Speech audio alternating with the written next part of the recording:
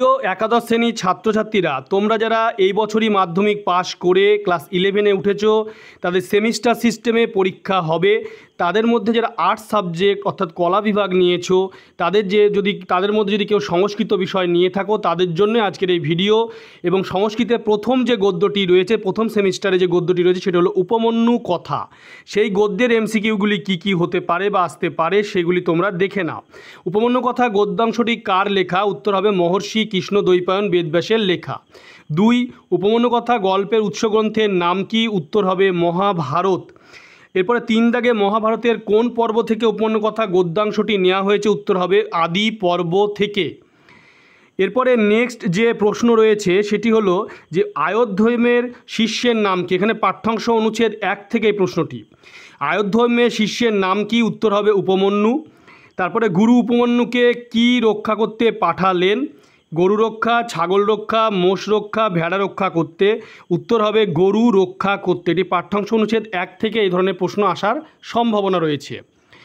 এরপরে 3 দাগে যে প্রশ্নটি রয়েছে সেটা হলো পাঠ্যাংশ 1 থেকে, যে উপমন্যু কীভাবে জীবিকা নির্বাহ করে গুরুকে বলেছিল?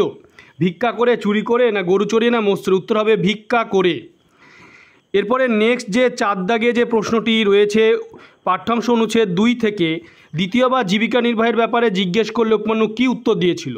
প্রথম ভিক্ষালব্ধ বস্তু আপনাকে নিবেদন করে তারপর আবার ভিক্ষার জন্য বের হই। এটা পাঠ্যাংশ 2 থেকে আসার সম্ভাবনা রয়েছে প্রশ্নটি। এরপরে 4 দাগের পরে 5 দাগে যে প্রশ্নটি রয়েছে এটি পাঠ্যাংশ অনুচ্ছেদ 3 থেকে, গুরু উপমন্যুকে বারবার জীবিকা নির্বাহের কথা জিজ্ঞেস করছিল কেন? উত্তর হচ্ছে হিষ্টপুষ্ট মোটা দেখাচ্ছিল বলে। এরপরে 6 দাগে দেখতে পাচ্ছ তৃতীয়বার জীবিকা নির্বাহের কথা জিজ্ঞেস করলে উপমন্যু কী বলেছিল? উত্তর হচ্ছে গরুগুলি দুধের দ্বারা। এরপরে 7 দাগে যে এমসিকিউটি রয়েছে পাঠ্যাংশ অনুচ্ছেদ 4 থেকে, চতুর্থবার গুরু তাকে জিজ্ঞেস করলেন তুমি কিভাবে মোটা হচ্ছ, জীবিকা নির্বাহ করছো? উপমন্যু বলে বাছুরগুলি মাতৃদুগ্ধ পান করার সময় যে ফেনা উদ্গার বা নির্গত করে আমি সেই ফেনা পান করে থাকি। এরপরে পাঠ্যাংশ অনুচ্ছেদ 5-এ দেখতে পাচ্ছ অরণ্যে ক্ষুধার্ত অবস্থায় উপমন্যু কী খেলেন? উত্তর হবে আকন্দ পাতা। এরপরে 9 দাগে উপমন্যু কথা গদ্যাংশে তাই হোক কথাটি কতবার ব্যবহৃত হয়েছে? উত্তর হচ্ছে 4 বার। এরপরে 10 দাগে যে এমসিকিউটি রয়েছে পাঠ্যাংশ অনুচ্ছেদ 5 থেকে, আকন্দ পাতাগুলি খেতে কেমন? উত্তর হবে নোনতা তেতো। আকন্দ পাতাগুলো খেয়ে তার কোথায় পীড়া জন্মালো? উত্তর হবে চোখে। এরপরে 12 দাগে যে এমসিকিউটি রয়েছে পাঠ্যাংশ 5 থেকে, যে আকন্দ পাতা খেয়ে তিনি কি হয়ে গেলেন? উত্তর হবে অন্ধ। অন্ধ হয়ে উপমন্যু কোথায় পড়ে গেল? উত্তর হবে কুয়োতে।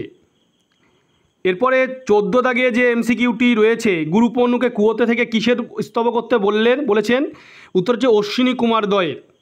অশ্বিনী কুমারদ্বয় কিসের দ্বারা তার দৃষ্টিশক্তি সম্পন্ন করবেন? উত্তর হচ্ছে দৈব ভেষজের দ্বারা।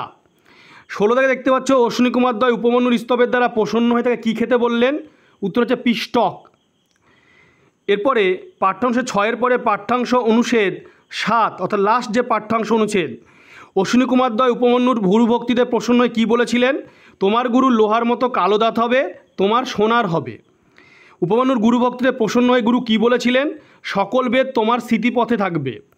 ঋষি আয়োধ্যৈমের 3টি শিষ্যের নাম কি কি? উত্তর হবে আরুণী, উপমন্যু ও বেদ। তোমরা ভিডিওটি বেশি করে শেয়ার করবে, চ্যানেলটিকে অবশ্যই সাবস্ক্রাইব করে পাশে বেল আইকনে তোমরা প্রেস করবে যাতে পরবর্তী ভিডিও নোটিফিকেশন তোমাদের কাছে পৌঁছে যায়। তোমাদের যদি এই প্রশ্নের বিষয়ে কোনো জানার থাকে আরও কিছু, তোমরা আমাকে কমেন্ট করেও জানাতে পারো।